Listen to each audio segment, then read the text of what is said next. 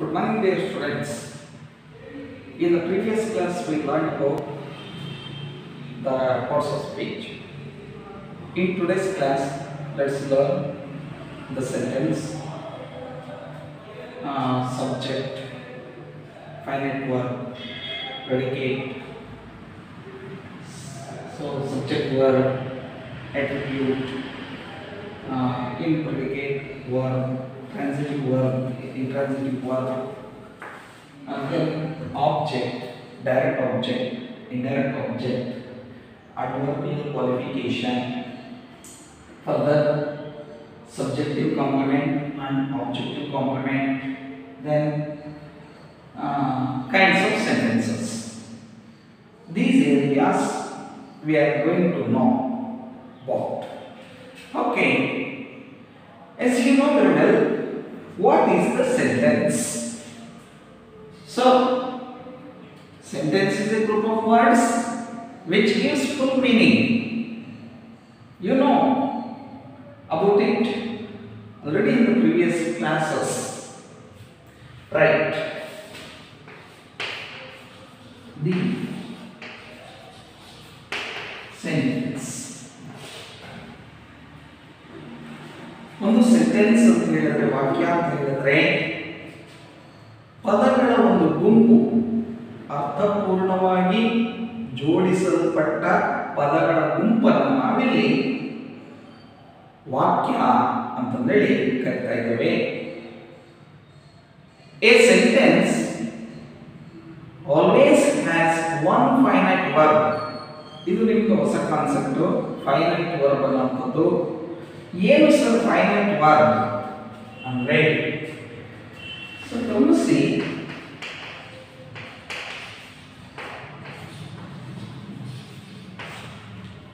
Rule ಏನು ಹೇಳುತ್ತೆ?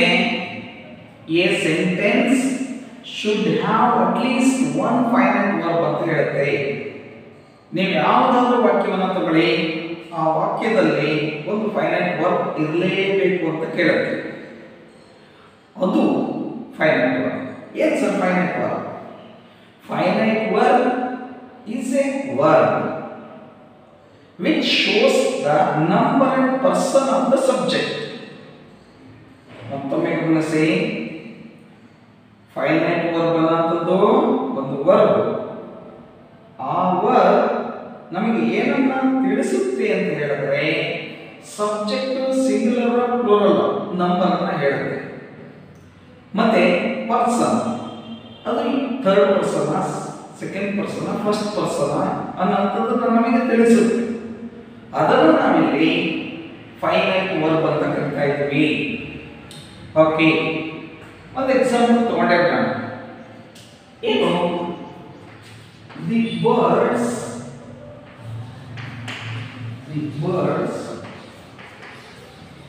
fly south for the winter.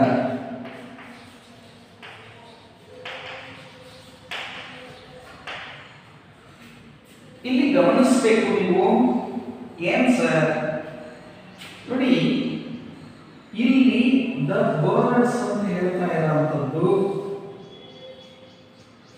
Plural. ಪ್ಲೂರಲ್ಗೆ match ಆಗುವಂತೆ ಬಳಸಿರುವಂತಹ ಪದ ಫ್ಲೈ. ಇದನ್ನು ನಾವಿಲ್ಲಿ ಫೈನೈಟ್ ವರ್ಬ್ ಅಂತ ಕರಿತಾ ಇದ್ದೇವೆ. Okay, example number 1. Example number 2.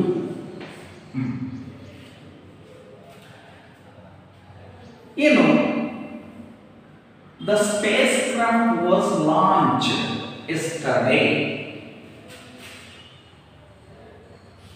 The spacecraft was launched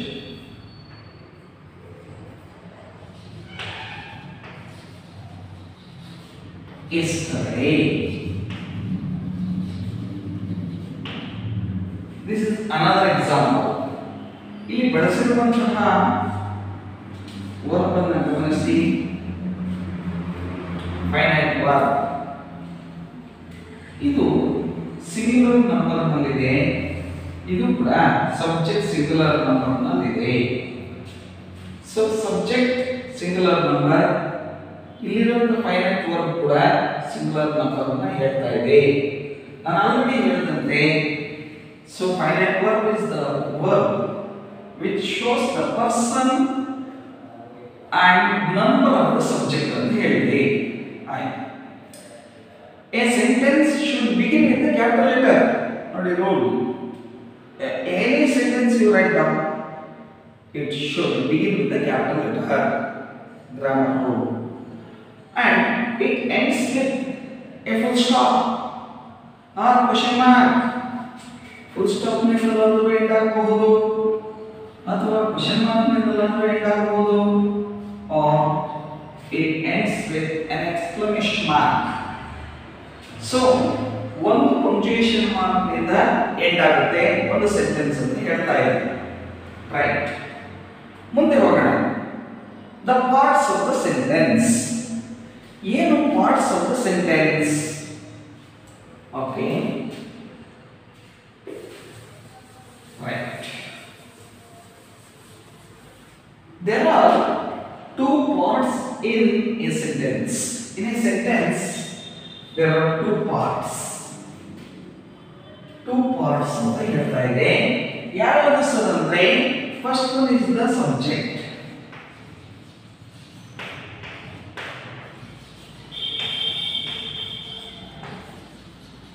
Parts of the sentence. First one is the subject. The subject. And number two is the predicate. Predicate. You can see in every sentence the subject does the action, or the action is done on the subject. ನೋಡಿ, ಯಾವುದೇ sentence ಅನ್ನು ನಾವು ಮಾಡ್ತಾ ಹೋದ್ರೆ ಅಲ್ಲಿರುವಂತಹ subject ಕೆಲಸವನ್ನು ಮಾಡುತ್ತೆ. ಅಥವಾ ಇನ್ನೊಂದು ರೀತಿ, ಇನ್ನೊಂದು ಕೆಲವೊಂದು ಸೆಂಟೆನ್ಸ್ಗಳು ಬರ್ತವೆ, ಅದೇ ಪ್ಯಾಸಿವ್ ವಾಯ್ಸ್ ನಲ್ಲಿರುವಂತಹ ಸೆಂಟೆನ್ಸಸ್, ಅವುಗಳಲ್ಲಿ ಕೆಲಸವೇ ಸಬ್ಜೆಕ್ಟ್ ಮೇಲೆ ಆಗಿರುತ್ತೆ ಅಂತ ಹೇಳ್ತಾ ಇರೋದು. ಅಂದ್ರೆ the subject does the action, active voice ನಲ್ಲಿ ಆ ಟೈಪ್ ಬರುತ್ತೆ. ಪ್ಯಾಸಿವ್ ವಾಯ್ಸ್ ನಲ್ಲಿ on the subject the action is performed. So subject ಮೇಲೆ ಕೆಲಸ ನಡೆದಿರುತ್ತೆ ಅನ್ನೋದು ಹೇಳ್ತಾ ಇರೋದು. ಓಕೆ, ಒಂದೆರಡು ಎಕ್ಸಾಂಪಲ್ಸ್ ನೋಡೋಣ. First example, the swimmer dived into the pool. First example number 1, the swimmer dived into the pool. Second one, the ಹಿಂದೆ ನಾನು ಕೊಟ್ಟಂತ ಎಕ್ಸಾಂಪಲ್ ನೇ ಬರೀತಾ ಇದ್ದೀನಿ. Space craft was launched.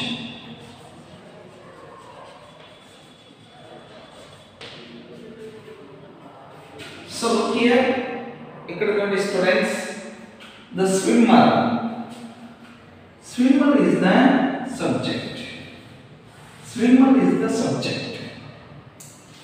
Dived, the subject has done the action.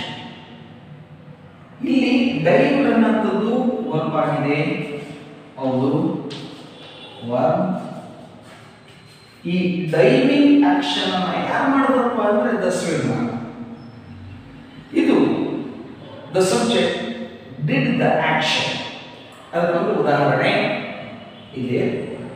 ಎರಡನೇದಾಗಿ the subject is the space craft. ಇಲ್ಲಿ was launched ಅಂತ ಇದೆ. ಲಾಂಚಿಂಗ್ ಅನ್ನುವಂತಹ ಕೆಲಸ is performed on the subject. Subject ಮೇಲೆ ಈ ಈ ಒಂದು ಕೆಲಸ ಲಾಂಚಿಂಗ್ ಅನ್ನೋ ಒಂದು ಕ್ರಿಯೆ ನಡೆದಿದೆ ಅನ್ನೋದನ್ನ ನಾವು ಅರ್ಥ ಮಾಡ್ಕೋಬೇಕಾಗಿರುವಂತ ಒಂದು ವಿಚಾರ.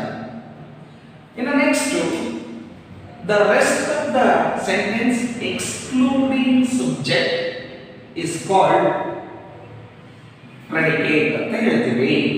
ಸಬ್ಜೆಕ್ಟ್ ಅನ್ನು ಹೊರತುಪಡಿಸಿ ಇಲ್ಲಿರುವಂತಹ ಒಂದು ಉಳಿದಂತ ಭಾಗ ಏನು ಅದನ್ನು ನಾವಿಲ್ಲಿ ಪ್ರೆಡಿಕೇಟ್ ಅಂತ ಕರಿತಾ ಇದ್ದೀವಿ. ನೋಡಿ ಸ್ಟೂಡೆಂಟ್ಸ್, ದ ಸ್ವಿಮ್ಮರ್ ಅನ್ನುವಂಥದ್ದು ಸಬ್ಜೆಕ್ಟ್ ಆಯಿತು, ಹಾಗಾಗಿ ಅದನ್ನು ಹೊರತುಪಡಿಸಿ ಡೈವ್ ಇನ್ ದ ಪೂಲ್ ಅನ್ನುವಂಥದ್ದು ಏನಿದೆ ಅದನ್ನು ನಾವಿಲ್ಲಿ ಪ್ರೆಡಿಕೇಟ್ ಅಂತ ಕರಿತೇವೆ. ಹಾಗೆ ಎರಡನೇ ಸೆಂಟೆನ್ಸ್ ನಲ್ಲೂ ನೀವು ನೋಡಬಹುದು, ದ ಸ್ಪೇಸ್ ಕ್ರಾಫ್ಟ್ ಅನ್ನೋಂಥದ್ದು ಸಬ್ಜೆಕ್ಟ್ ಆಗಿದೆ, ಬಿಡಿ ಅದನ್ನು ಬಿಟ್ಟು ಬಿಡಿ, ಇನ್ನು ಉಳಿದಿರುವಂಥದ್ದು ಏನಿದೆ ಅದನ್ನ ವಾಸ್ ಲಾಂಚ್ಡ್ ಅಂತ ಹೇಳ್ತಾ ಇದ್ದೀವಿ. ಸರ್ ಹಾಗಾದ್ರೆ what is the subject? Definition ಬಂದಾಗ the subject is the part of the sentence which denotes a person or thing we are talking about. So ಇಲ್ಲಿ subject is the part of a sentence. ಅದು ಒಂದು thing ಅಥವಾ ಒಬ್ಬ person ಆಗಿರಬೇಕು, ಅಂದ್ರೆ ಅದು noun ಆಗಿರಬೇಕು ಅನ್ನೋದನ್ನ ನಾವು ಹೇಳ್ತಾ ಇರೋದು, ಅದನ್ನ ಸಬ್ಜೆಕ್ಟ್ ಅಂತ ನಾವು ಭಾವಿಸಬೇಕಾಗತ್ತೆ.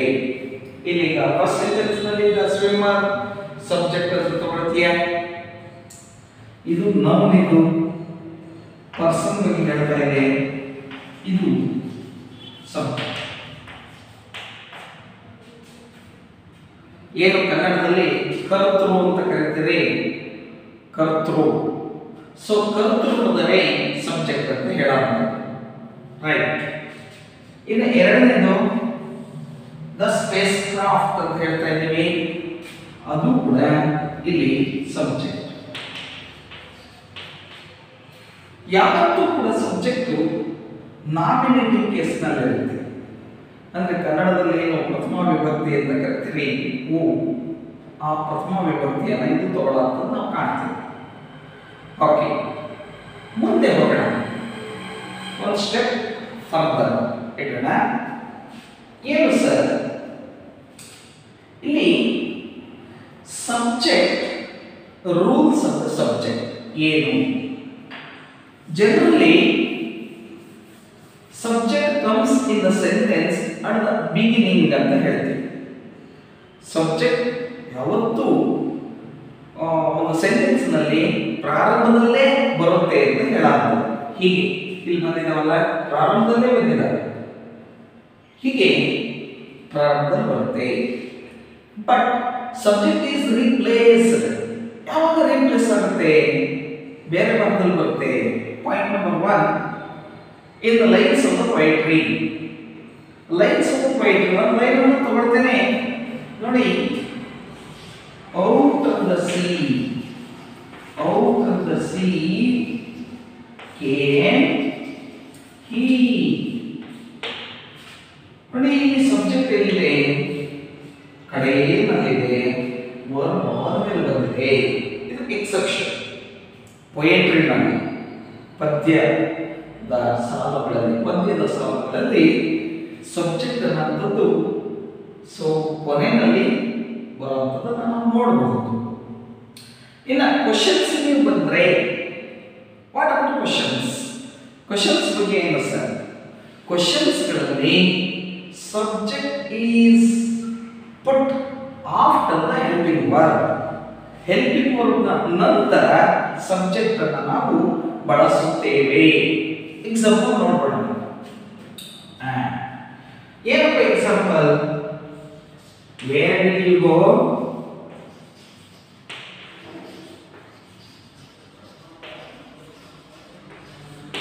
ಇದು ನೀವು ಚೆನ್ನಾಗಿ ಅರ್ಥ ಮಾಡ್ಕೋಬೇಕು. ನೋಡಿ, ಸಬ್ಜೆಕ್ಟ್ ಎಲ್ಲಿದೆ?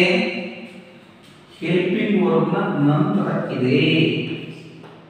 ಇದು ಹೆಲ್ಪಿಂಗ್ ವರ್ಬ್ನ ನಂತರ. ಡೇಟಾ ಹೆಲ್ಪಿಂಗ್ ವರ್ಬ್ ಆದ್ಮೇಲೆ ಬಂದಿರುವಂಥದ್ದೇ ಸಬ್ಜೆಕ್ಟ್. ಇದು ಕ್ವಶನ್ಸ್ಗಳಲ್ಲಿ ನಾವು ಗಮನಿಸಬಹುದು. ಕೆನ್ ಐ ಬಾರೋ ಯುವರ್ ಪೆನ್? ಕೆನ್ ಐ ಬಾರೋ ಯುವರ್ ಪೆನ್? ಮತ್ತೊಂದು ಹೆಸರನ್ನು ಟೈಪ್ ಆಫ್ ಕ್ವೆಶ್ಚನ್ ಅಲ್ಲಿ can I borrow your pen? Students ಇಲ್ಲಿ ಗಮನಿಸಬೇಕು ಏನ್ ಸರ್ ಸಬ್ಜೆಕ್ಟ್ ಇಲ್ಲಿ ಐ ಆಗಿದೆ ಹೆಲ್ಪಿಂಗ್ ವರ್ಬ್ ಏನಾಗಿದೆ ಕೆನ್ ಅಂತ ಆಗಿದೆ ಈ ಕೆನ್ ನಂತರ ಸಬ್ಜೆಕ್ಟ್ ಅನ್ನು ಬಳಸಿದ್ದೇವೆ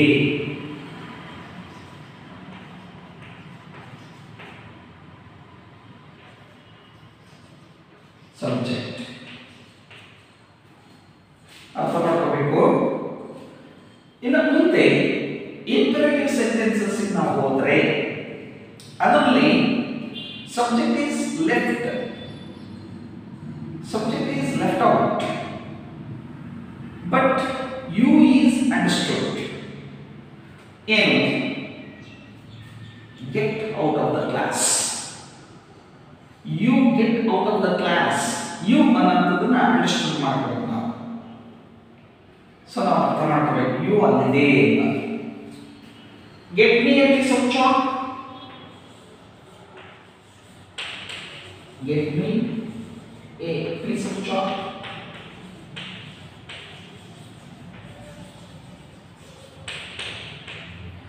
ನೋಡಿ ಸ್ಟೂಡೆಂಟ್ಸ್ ಈ ಸೆಂಟೆನ್ಸ್ ಅನ್ನು ಗಮನಿಸಿ imperative sentence begins with a verb get ಅನ್ನೋ ಒಂದು verb ನಿಂದ ಸ್ಟಾರ್ಟ್ ಆಗಿದೆ ಈಗ ಇಲ್ಲಿ ನಾವು ನೋಡ್ತೇವೆ you ಅನ್ನೋದು understood you get a piece of chalk you get a piece of chalk for me ಅಂತ ಹೇಳ್ತಾ ಇರೋದು ಅರ್ಥ ಆಗಿರಬಹುದಲ್ವಾ ಸಬ್ಜೆಕ್ಟ್ ಇಲ್ಲೆಲ್ಲಿ ಬಳಸುತ್ತೇವೆ ನೋಡಿ ಅಸರ್ಟಿವ್ ಸೆಂಟೆನ್ಸಸ್ ನಲ್ಲಿ ಇನ್ ದ ಬಿಗಿನಿಂಗ್ ಬರುತ್ತೆ ಕ್ವೆಶ್ಚನ್ಸ್ ಗಳಲ್ಲಿ ಆಫ್ಟರ್ ದ ಹೆಲ್ಪಿಂಗ್ ವರ್ಬ್ ಬರುತ್ತೆ ಇಂಪೆರೇಟಿವ್ ಸೆಂಟೆನ್ಸ್ ನಲ್ಲಿ ಯು ಅಂಡರ್ಸ್ಟುಡ್ ಆಗಿರುತ್ತೆ ಇನ್ನು ನಾವು ಎಕ್ಸ್ಕ್ಲಮೇಟರಿ ಸೆಂಟೆನ್ಸ್ ಅನ್ನು ನಾವು ಬಳಸೋದಾದ್ರೆ how lovely the Taj Mahal is ನೋಡಿ ಒಂದು sentence how lovely how lovely the Taj Mahal is ಎಲ್ಲಿ ಬಂದಿದೆ ಹೆಲ್ಪಿಂಗ್ ವರ್ಬ್ ಲಾಸ್ಟ್ ಅಲ್ಲಿದೆ ಅದಕ್ಕೆ ಮುಂಚಿತವಾಗಿ ತಾಜ್ ಮಹಲ್ ಅನ್ನುವಂಥದ್ದಿದೆ ಇದು ಸಬ್ಜೆಕ್ಟ್ ಆಗಿದೆ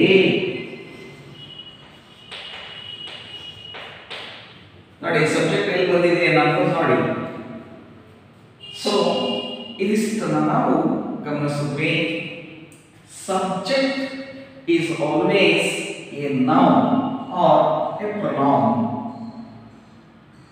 right the group of words which act as the noun ಇದನ್ನು ನಾವು ಗಮನಿಸ್ತೇವೆ ಓಕೆ ಸ್ಟೂಡೆಂಟ್ಸ್ ಮುಂದೆ ನಾವು ತಿಳ್ಕೋಬೇಕಾದಂತ ಒಂದು ವಿಚಾರ ಸಬ್ಜೆಕ್ಟ್ ವರ್ಡ್ ನೋಡಿ subject has one word or several words subject ಒಂದೇ ಪದ ಇರಬೇಕು ಅನ್ನೋ ರೂಲ್ ಏನಿಲ್ಲ ನಾನಾ ಪದಗಳು ಸೇರಿ ಒಂದು ಸಬ್ಜೆಕ್ಟ್ ಆಗಿರಬಹುದು ಅದನ್ನು ನಾವು ಗಮನಿಸಬೇಕು ಎಸ್ ನೋಡೋಣ ಏನು ಅನ್ನೋದು ಓಕೆ ಈಗ ನಾವು ಹೇಳಲಿಕ್ಕೆ ಹೋಗ್ತಾ ಇರುವಂತಹ ಒಂದು ಕಾನ್ಸೆಪ್ಟ್ ಏನಪ್ಪ ಅಂದ್ರೆ ಸಬ್ಜೆಕ್ಟ್ ವರ್ಡ್ ಅನ್ನೋದ್ರ ಬಗ್ಗೆ ಮಾತನಾಡ್ತಾ ಇದ್ದೇವೆ ರೈಟ್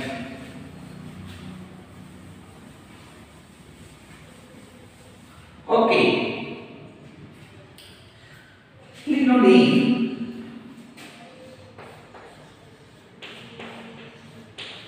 ದಿ ಟೆನ್ಸ್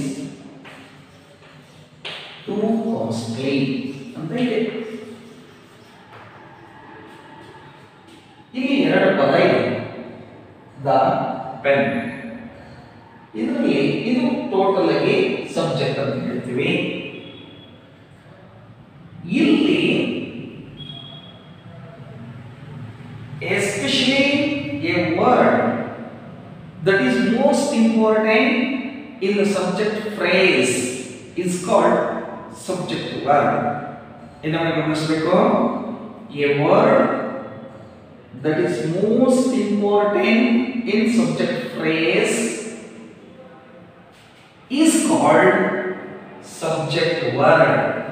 ಇಲ್ಲಿ subject word ಯಾವುದು ಸರ್ ಅಂದ್ರೆ ನಾನು ಬಾಕ್ಸ್ ಮಾಡಿದಂಥದ್ದು, ಬಾಕ್ಸ್ ಮಾಡಿದಂಥದ್ದು ಸಬ್ಜೆಕ್ಟ್ ವರ್ಡ್ ಆಗುತ್ತೆ.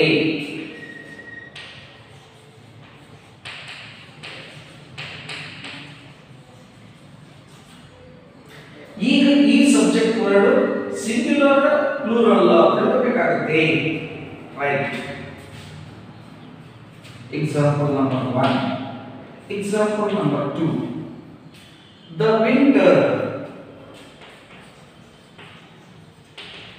the winter being sultry,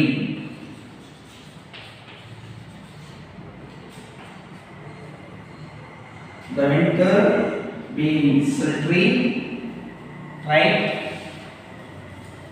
The winter being sultry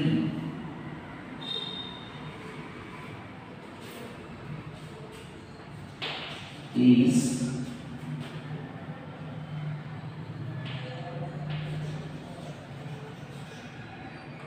very good. ಇದು ಒಂದು ಸೆಂಟೆನ್ಸ್. ಇದರಲ್ಲಿ ಸಬ್ಜೆಕ್ಟ್ ನೋಡಿದ್ರೆ ಇಷ್ಟು ಉದ್ದ ಇದೆ. The winter being sultry ಅಂತ ಇದೆ. ಇದರಲ್ಲಿ ಸಬ್ಜೆಕ್ಟ್ ವರ್ಡ್ ಯಾವುದು ಅಂತ ನಾವು ಪತ್ತೆ ಹಚ್ಚಬೇಕಾಗುತ್ತದೆ. ಯಾವುದು ಅಂದ್ರೆ ಮತ್ತೆ ಇಲ್ಲಿ ವಿಂಟರ್. ಸೊ ವಿಂಟರ್ ಅನ್ನೋದನ್ನ ನಾವು ಗಮನಿಸಿದ್ವಿ. ಇದು ಸಬ್ಜೆಕ್ಟ್ ವರ್ಡ್ ಆಗಿದೆ. ರೈಟ್.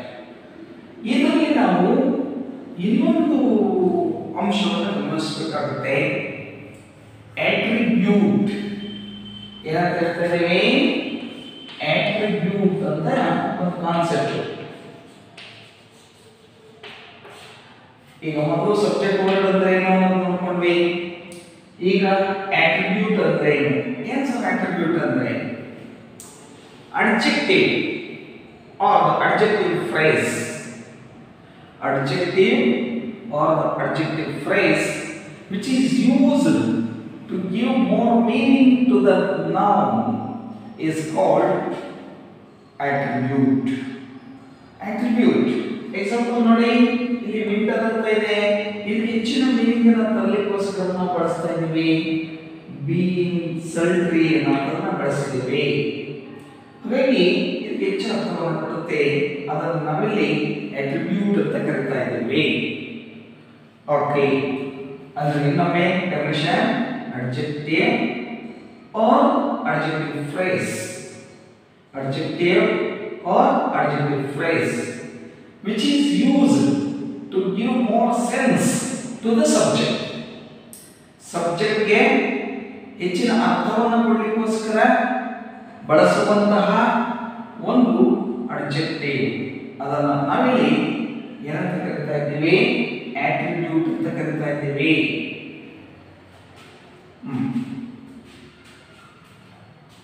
ಓಕೆ. ಎರಡನೇ ಎಕ್ಸಾಂಪಲ್. ನೀವು efficient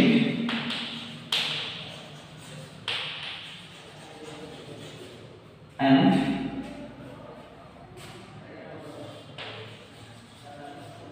busy is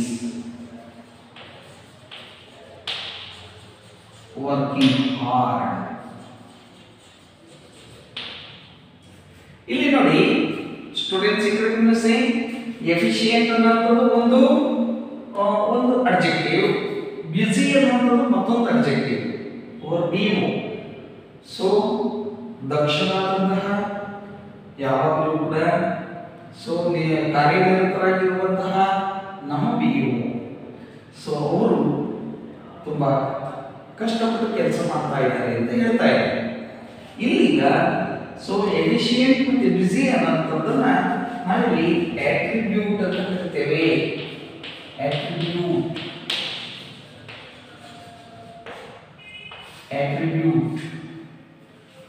ಈ ಕಾನ್ಸೆಪ್ಟ್ ನಮಗೆ ಅರ್ಥ ಆಗಬೇಕು. ಮುಂದೆ ಹೋಗೋಣ. ಇನ್ನು ನೆಕ್ಸ್ಟ್ ನಾವು ಮುಂದೆ ಹೋದ್ರೆ ಏನು ಪ್ರೆಡಿಕೇಟ್ ನ ವಿಚಾರವಾಗಿ ಮಾತನಾಡ್ತಾ ಹೋಗ್ತೇವೆ. ರೈಟ್. ಎರಡನೇ part, the second part of the sentence is predicate. What is predicate? ಪ್ರಶ್ನೆ ಬರುತ್ತೆ. ವಾಟ್ ಈಸ್ ಪ್ರೆಡಿಕೇಟ್ ಅನ್ನೋ ಪ್ರಶ್ನೆ. The part of the sentence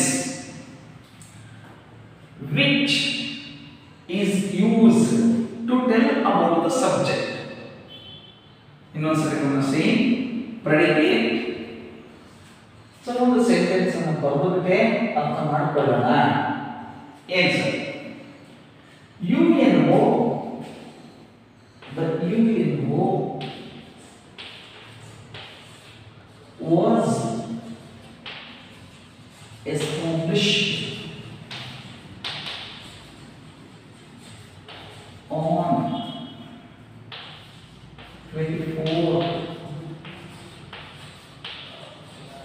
October 1945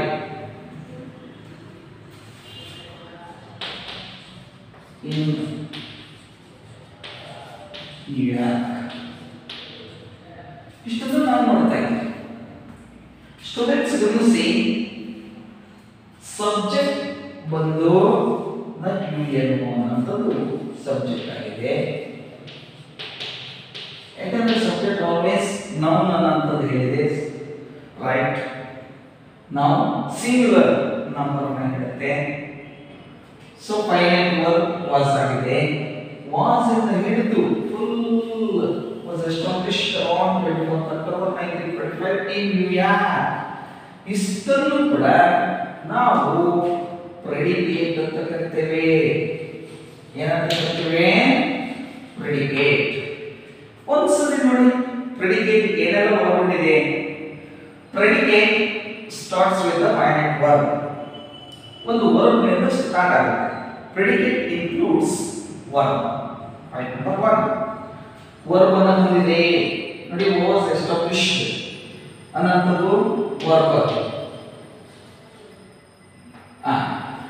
ಇನ್ನ ಇಲ್ಲಿ ಡೇಟ್ ಅಂತ ಹೇಳಿದೆ, ಅಂದ್ರೆ ಟೈಮ್ ಅನ್ನು ಸೂಚಿಸುವಂಥದ್ದು, ಡೇಟ್ ಅನ್ನು ಸೂಚಿಸುವಂಥದ್ದು, ಅದಷ್ಟು ಒಂದು ಕಾನ್ಸೆಪ್ಟ್. ವೆನ್ ಅನ್ನೋದು ಪ್ರಶ್ನೆಗೆ ಉತ್ತರ ಕೊಡುವಂಥದ್ದು. ಇನ್ ನ್ಯೂಯಾರ್ಕ್ ವೇರ್ ಅನ್ನೋದಕ್ಕೆ ಉತ್ತರ ಕೊಡುವಂಥದ್ದು. ಅಂದ್ರೆ ಇವೆಲ್ಲ ಏನ್ ಹೇಳ್ತವೆ ಅಂದ್ರೆ ಆಕ್ಚುಲಿ ಡೇಟ್ ಸೆನ್ಸ್ ಏನ್ ಹೇಳುತ್ತೆ, ವೆನ್ ಅಂತ ಹೇಳುತ್ತೆ. ಅಂದ್ರೆ ಅಡ್ವರ್ಬ್ ಆಯ್ತು. ಇನ್ನೊಂದು ಅಡ್ವರ್ಬ್ ಇದೆ, ಪ್ಲೇಸ್ ಬಗ್ಗೆ ಕಾನ್ಸೆಪ್ಟ್ ಅನ್ನು ಕೊಡ್ತಾ ಇದೆ. ಅದು ವೇರ್ ಅನ್ನೋ ಒಂದು ಪ್ರಶ್ನೆಗೆ ಉತ್ತರವನ್ನು ಕೊಡ್ತಾ ಇದೆ. ಟೋಟಲಿ ಅಡ್ವರ್ಬ್ ಅಡ್ವರ್ಬಿಯಲ್ ಫ್ರೇಸ್ ಇದೆ. ಓಕೆ, ಬನ್ನಿ ಇಲ್ಲಿ ಗಮನಿಸಿ. ನಾನೀಗ ಹೇಳಲಿಕ್ಕೆ ಹೋಗ್ತಾ ಇರುವಂತಹ ಒಂದು ಕಾನ್ಸೆಪ್ಟ್ ಏನಪ್ಪಾ ಅಂದ್ರೆ ಅಡ್ವರ್ಬಿಯಲ್ ಕ್ವಾಲಿಫಿಕೇಶನ್ ಅಂತ ಹೇಳ್ತೇವೆ. ಸರ್, ಯಾವುದನ್ನು ಅಡ್ವರ್ಬಿಯಲ್ ಕ್ವಾಲಿಫಿಕೇಶನ್ ಅಂತ ಕರಿತೇವೆ? ಮುಖ್ಯವಾದಂತಹ ಪ್ರಶ್ನೆ. ಸಿ, ಇಲ್ಲಿ ಇರುವಂತಹ ಒಂದು adverb or adverb phrase which gives more meaning to the verb. Verb, action of the verb.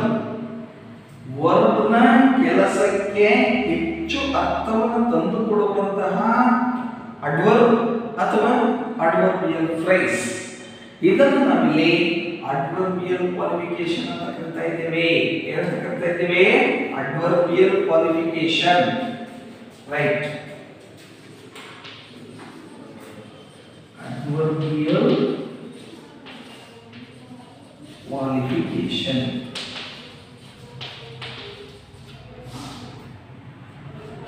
So adverbial qualification ಅಂದ್ರೆ ಏನು ಅಂತ ನಮಗೆ ಗೊತ್ತಾಯ್ತು.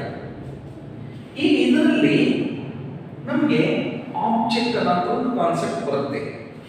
ಏನು? ಒಂದು ಎಕ್ಸಾಂಪಲ್ ಕೊಡೋಣ. ರಾಮು ಕಿಕ್ಕಡದ ಹೋಗೋದು.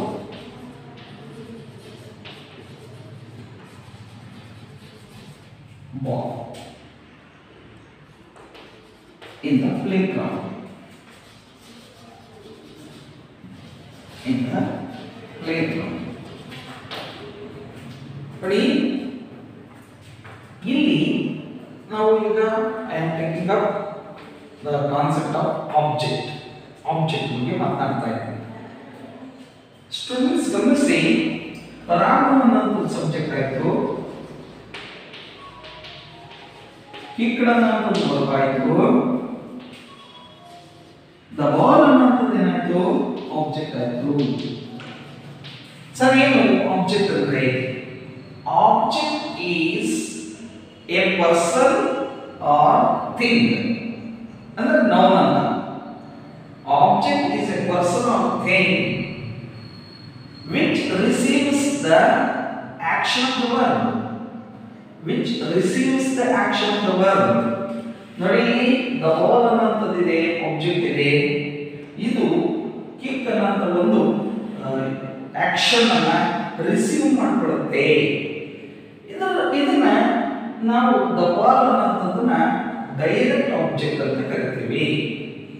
Direct object. ಹಾಗಾದ್ರೆ ಇಂಡೈರೆಕ್ಟ್ ಆಬ್ಜೆಕ್ಟ್ ಇದೆಯಾ ಸರ್? ಖಂಡಿತ ಇದೆ.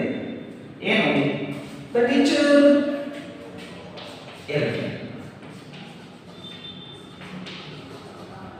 the teacher gave me his notebook. Students ಇಲ್ಲಿ ಗಮನಿಸಬೇಕು, ಆಬ್ಜೆಕ್ಟ್ ನಂಬರ್ 1 ಇಲ್ಲಿ ವರ್ಬ್ ಬಂದು ಗೇವ್ ಅಂತ ಇದೆ ವರ್ಬ್. ಮೊದಲೇ ಸಬ್ಜೆಕ್ಟ್ ನಿಮಗೆ ಗೊತ್ತಿದೆ, ದ ಟೀಚರ್ ಅನ್ನೋ ಒಂದು ಸಬ್ಜೆಕ್ಟ್ ಆಯ್ತು. ಗೇವ್ ಅನ್ನೋದು ವರ್ಬ್ ಆದ್ರೆ ಮೀ ಅನ್ನೋದು ಡೈರೆಕ್ಟ್ ಆಬ್ಜೆಕ್ಟ್ ಆಗುತ್ತೆ. ಹಿಸ್ ನೋಟ್ಬುಕ್ ಅನ್ನೋದು ಇಂಡೈರೆಕ್ಟ್ ಆಬ್ಜೆಕ್ಟ್ ಆಗುತ್ತೆ. Students of you look at the board. ಈ ಕಡೆ ನೋಡಿ, ಡೈರೆಕ್ಟ್ ಆಬ್ಜೆಕ್ಟ್ ಮತ್ತೊಂದು ಇಂಡೈರೆಕ್ಟ್ ಆಬ್ಜೆಕ್ಟ್, ಎರಡು ಆಬ್ಜೆಕ್ಟ್ಗಳನ್ನು ನಾವು ಕಾಣ್ತೀವಿ. ಹೀಗೆ ನಾವು ಡೈರೆಕ್ಟ್ ಆಬ್ಜೆಕ್ಟ್ ಅನ್ನು ನೋಡಬಹುದು, ಇಂಡೈರೆಕ್ಟ್ ಆಬ್ಜೆಕ್ಟ್ ಅನ್ನು ನಾವು ಗಮನಿಸಬಹುದು. ರೈಟ್. ಇದನ್ನ ಇನ್ನೂ ಒಂದು ರೀತಿ ಹೇಳ್ಬೋದಾಗಿರುತ್ತೆ. ಟು ಅಥವಾ ಫಾರ್ ಅಂತ ಒಂದು ಪ್ರಪೋಸಿಷನ್ಸ್ ಅನ್ನು ಬಳಸೋದ್ರ ಮುಖಾಂತರ. ನೋಡಿ, ಮೀನ ಆ ಕಡೆ ಹಾಕೊಂಡು ಹಿಸ್ ನೋಟ್ಬುಕ್ ಅನ್ನ ಈ ಕಡೆ ಹಾಕೊಂಡು ನೋಡಬಹುದು. ಏನು? The teacher gave his notebook to me. ನಮಗೆ ಗಮನಿಸಿ, the teacher gave his notebook to me ಅಂತ ಹೇಳಿದ್ರು ಕೂಡ ಸರಿಯಾದಂತ ಒಂದು ಸೆಂಟೆನ್ಸ್ ಸ್ಟ್ರಕ್ಚರ್ ಆಗುತ್ತೆ. ನಾವು ಬರಿತಾ ಇರುವಂತಹ ಒಂದು ಸೆಂಟೆನ್ಸ್ ಸ್ಟ್ರಕ್ಚರ್ ಗಳನ್ನ ನೋಡ್ತಾ ಇದ್ದೀರಿ. ಸೊ ಕ್ಯಾಪಿಟಲ್ ಲೆಟರ್ ಇಂದ ಸ್ಟಾರ್ಟ್ ಆಗಿದೆ ಅನ್ನೋದು ಮುಖ್ಯವಾದ ಒಂದು ವಿಚಾರ. ಹೌದು, ರೈಟ್. ಸೊ ಹೀಗೆ ನಾವು ಗಮನಿಸ್ತಾ ಹೋಗ್ತೇವೆ. ಇನ್ನು ಮುಂದಿನ ವಿಚಾರ ನಾವು ತಿಳ್ಕೋಬೇಕಾಗಿರುವಂತದ್ದು subjective complement and objective complement. ಈಗ ಸಬ್ಜೆಕ್ಟಿವ್ ಕಾಂಪ್ಲಿಮೆಂಟ್ ನೋಡೋಣ.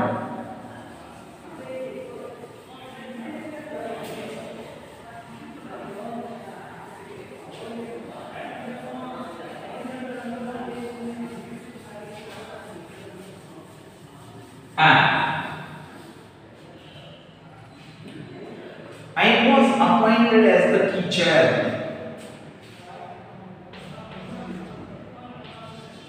Ravi was appointed as the teacher. Namaste. The teacher. ಇಲ್ಲಿ ಇದು ಯಾವುದು ಬೇಕಾಗುತ್ತೆ ಅಂದ್ರೆ ಸಬ್ಜೆಕ್ಟ್ ರವಿ ಅನ್ನೋದಕ್ಕೆ ಲಿಂಕ್ ಆಗುತ್ತೆ. The word of you which is used after the verb tells us more about the subject. The word which is used after the verb and tells more about the subject is called subjective complement. ಏನಂತ ಕರಿತೀವಿ ಅಂದ್ರೆ subjective compliment. ಬನ್ನಿ ಇದನ್ನ ನಾವಿಲ್ಲಿ subjective compliment ಅಂತ ಕರಿತಾ ಇದ್ದೀವಿ. ಎರಡನೇದಾಗಿ ಆಬ್ಜೆಕ್ಟಿವ್ ಕಾಂಪ್ಲಿಮೆಂಟ್ ಒಂದು ಎಕ್ಸಾಂಪಲ್ ಕೊಡ್ತೇನೆ.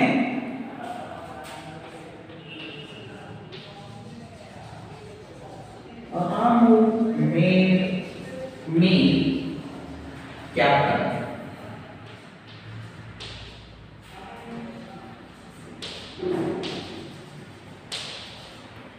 Students, ಇಲ್ಲಿ ಗಮನಿಸಿ ಕ್ಯಾಪ್ಟನ್ ಅನ್ನೋ ವರ್ಡ್ ನೋಡಿ. The word captain is used to give more meaning to the object. Object mean object ಗೆ ಹೆಚ್ಚಿನದಾದಂತಹ ಒಂದು ಅರ್ಥವನ್ನು ಕೊಡುತ್ತೆ. ಹಾಗಾಗಿ ಇದನ್ನು ನಾವಿಲ್ಲಿ ಏನಂತ ಕರಿತಾ ಇದ್ದೇವೆ ಅಂದ್ರೆ ಆಬ್ಜೆಕ್ಟಿವ್ ಕಾಂಪ್ಲಿಮೆಂಟ್ ಅಂತ ಕರಿತೇವೆ. ಏನಂತ ಕರಿತೇವೆ? Objective compliment. ಓಕೆ ಸ್ಟೂಡೆಂಟ್ಸ್, ಇಲ್ಲಿ ತನಕ ನಾವೇನನ್ನು ತಿಳ್ಕೊಂಡ್ವಿ ಅಂತದನ್ನೆಲ್ಲ ನೋಡ್ತಾ ಹೋದ್ವಿ. ಸೊ ಇಲ್ಲಿ ಸಬ್ಜೆಕ್ಟ್ ಅಂದ್ರೆ ಏನು, ಪ್ರೆಡಿಕೇಟ್ ಅಂದ್ರೆ ಏನು ತಿಳ್ಕೊಂಡ್ವಿ. ಈಗ ಇನ್ನು ಎರಡು ವಿಚಾರಗಳನ್ನ ಇದೇ ಹಂತದಲ್ಲಿ ತಿಳ್ಕೋಬೇಕು. ಟ್ರಾನ್ಸಿಟಿವ್ ವರ್ಬ್ ಅಂದ್ರೆ ಏನು, ಇಂಟ್ರಾನ್ಸಿಟಿವ್ ವರ್ಬ್ ಅಂದ್ರೆ ಏನು ಅಂತದನ್ನ ನಾವು ತಿಳ್ಕೋಬೇಕಾಗಿದೆ. ಒಂದು, what is transitive verb? Every sentence is the verb. Transitive verb ಅಂದ್ರೆ ಏನು, ಅದು ವೆರಿ ಇಂಪಾರ್ಟೆಂಟ್ ಥಿಂಗ್.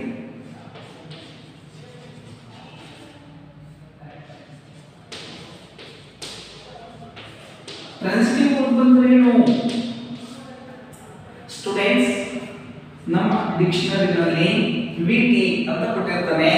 ವಿಟಿ ಅಂದ್ರೆ ಟ್ರಾನ್ಸಿಟಿವ್ ವರ್ಬ್ ಅಂತ ಅರ್ಥ. Transitive verb is a verb which requires the object. Transitive verb is the verb which requires the object. Okay, object ಅನ್ನ ನೋಡ್ತೇವೆ. Right. So example ತಗೊಳ್ಳೋಣ. ಇಲ್ಲೇ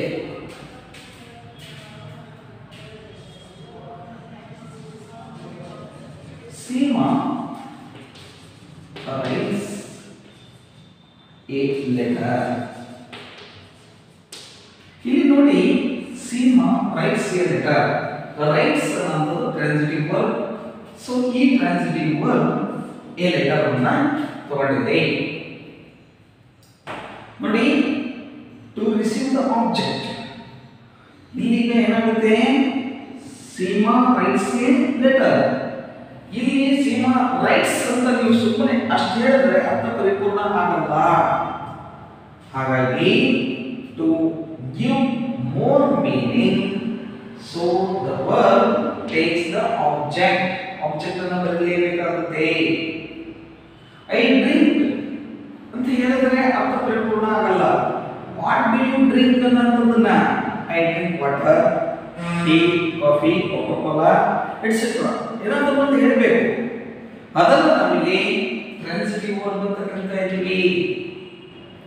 ಇವುಗಳನ್ನೇ ನಾವು, ಈ ಟ್ರಾನ್ಸಿಟಿವ್ ವರ್ಬ್ಗಳನ್ನೇ ನಾವು ಬಳಸಿದಂತ ಒಂದು ಸೆಂಟೆನ್ಸಸ್ ಗಳನ್ನ ಆಕ್ಟಿವ್ ವಾಯ್ಸ್ ನಿಂದ ಪ್ಯಾಸಿವ್ ವಾಯ್ಸ್ ಗೆ ನಾವು ಚೇಂಜ್ ಮಾಡಬಹುದು. ಇನ್ನೊಂದಿದೆ ಇಂಟ್ರಾನ್ಸಿಟಿವ್ ವರ್ಬ್. ಎರಡನೇ